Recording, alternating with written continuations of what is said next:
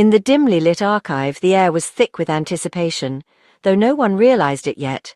The servers, blinking and whirring, were the silent guardians of decades of human achievement, holding secrets that had lain dormant for years.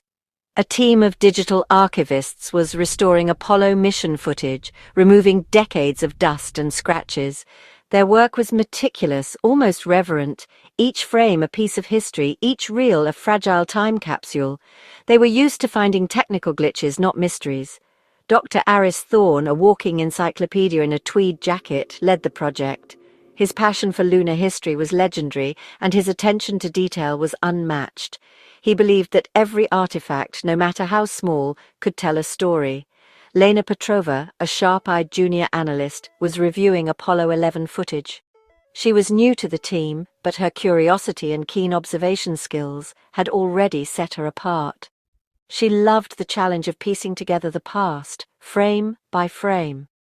As Neil Armstrong descended the Eagle's ladder, Lena noticed something odd. It was a moment she'd seen countless times, yet something felt different, a subtle anomaly that tugged at her attention. She rewound, played it again, a flicker in the shadow of the lunar module.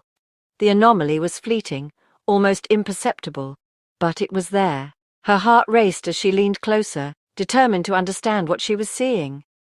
Not a film scratch, not a lens flare, a shape, something that didn't belong in the familiar landscape of the moon.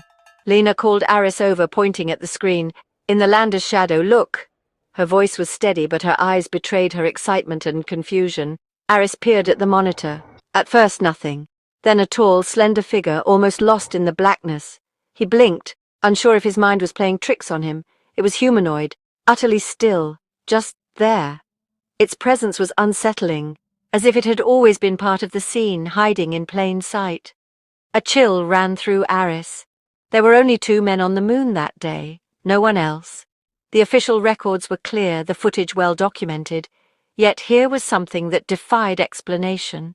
He told Lena to isolate and enhance the frames. Every detail mattered now. They needed to be sure this wasn't a trick of the light or a flaw in the film. The process was slow. The figure remained enigmatic. Each pass through the software revealed a little more, but never enough to answer the growing questions. Its suit was sleek, dark, absorbing light, nothing like the Apollo gear. It seemed almost designed to blend into the shadows, to remain unseen. The team stared at the image, silent. The room felt colder, as if the discovery itself had changed the atmosphere.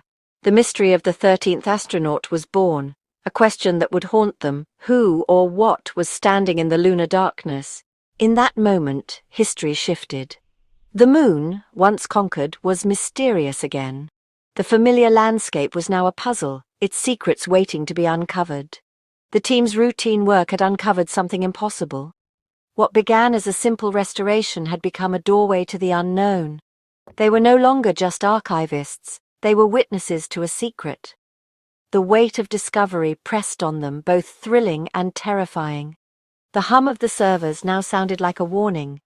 The ordinary had become extraordinary, and the familiar suddenly strange. Lena and Aris exchanged a look, curiosity, fear, and resolve. They knew their lives had just changed, and that the world might soon follow. The figure in the shadows was waiting to be understood. It was a silent invitation to dig deeper, to question everything they thought they knew. The restoration project had become a quest for truth. The team was united by a new purpose, driven by the need to solve the riddle before them. The first step into the unknown had been taken. With every frame, they ventured further into a mystery that would challenge everything they believed about the moon.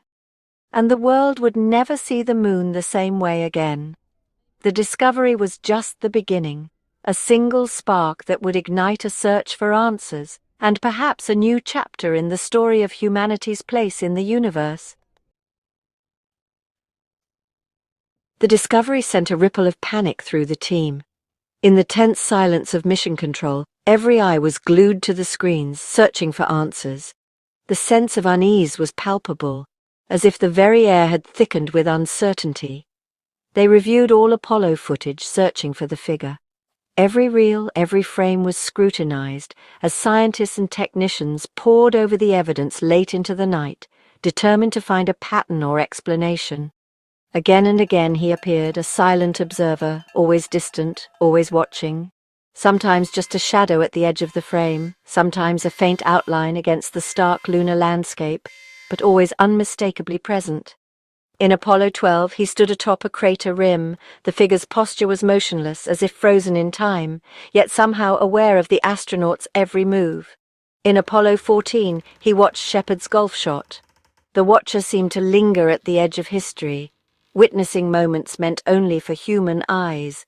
The watcher never moved, never interacted, just observed.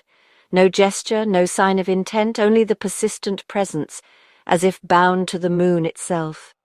The team logged each sighting, noting the pattern, always in the background, always alone. Their records grew, each entry more perplexing than the last, as the watchers' appearances defied all logic. The suit was a puzzle. No backpack, no hoses, a smooth, lightless helmet. It was unlike any known design, as if it belonged to a different era, or a different world entirely.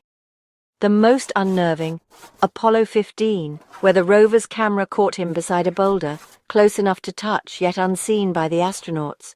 The proximity was chilling, a reminder that the watcher was not just a distant anomaly, but a presence that could be near at any moment. Each new sighting deepened the enigma. The evidence mounted, but so did the questions, leaving the team grasping for answers that never came.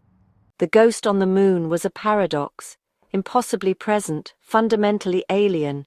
He was a riddle written in lunar dust, a mystery that haunted every mission, and a presence that would forever change how we saw the moon. Disbelief gave way to obsession. Lena felt the thrill of discovery, shadowed by dread.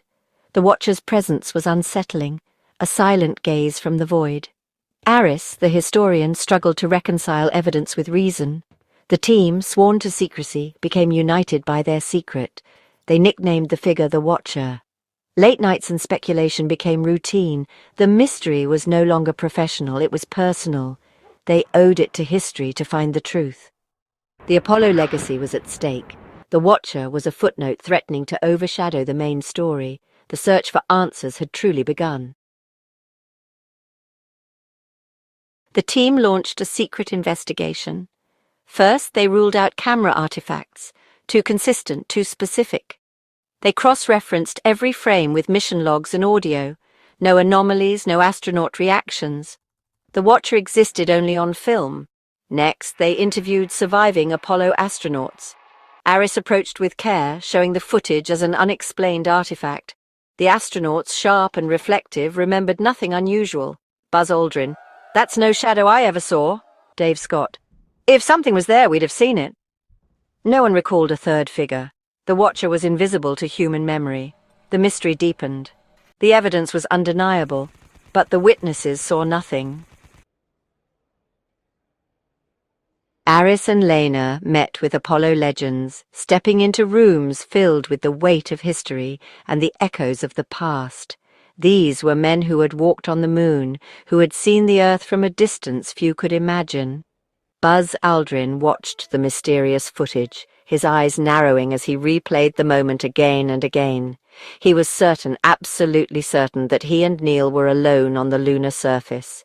If another person was there, we'd have known, he insisted, his voice unwavering, as if daring anyone to challenge his memory of those historic hours. The image unsettled him, stirring memories he'd long since put to rest, yet he had no answers for what the footage seemed to show. David Scott, precise and methodical, reviewed the Apollo 15 clip with a practiced eye, searching for any logical explanation. "We were doing our job, no surprises," he said, frustration clear in his tone, unwilling to accept the possibility of something unaccounted for. Other astronauts, Charlie Duke, Harrison Schmitt, offered their own theories, ranging from camera glitches to tricks of the light, but none fit the evidence. All were sure, absolutely convinced, that they had been alone on the moon with no one else present. The Watcher, as the team called the figure, was a ghost in both film and memory, a fleeting presence that defied explanation. The team left each meeting with more questions than answers, their curiosity deepening with every conversation. The primary witnesses, those who had been there, could not verify the figure's identity, nor could they explain its presence. The Watcher remained an enigma, a shadowy silhouette haunting the edges of history and memory. And so the search pressed on, with Aris, Lena and their team poring over every frame, every testimony, as answers seemed to slip further away with each new discovery.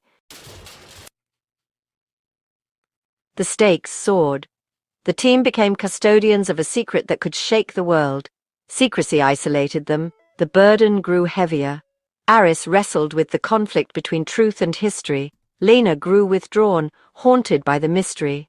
NASA demanded answers before any disclosure. The Watcher's shadow loomed over their careers, their peace and their understanding of reality.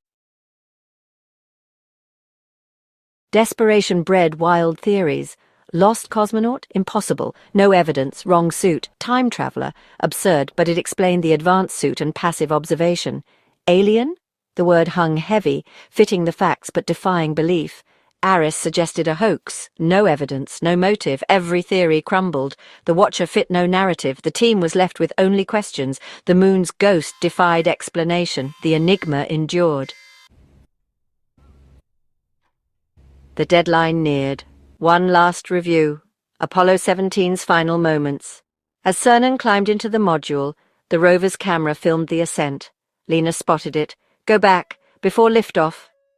The Watcher walked into frame, stopped, and watched the module. He stood still as the engine fired, dust swirling around him. This time he moved, deliberate, purposeful. It felt like a farewell. The team watched, transfixed. The Watcher had attended humanity's last moment on the moon. The footage ended with the empty landing site. The Watcher vanished into the shadows. The final sighting was the most haunting. The mystery was now complete and deeper than ever.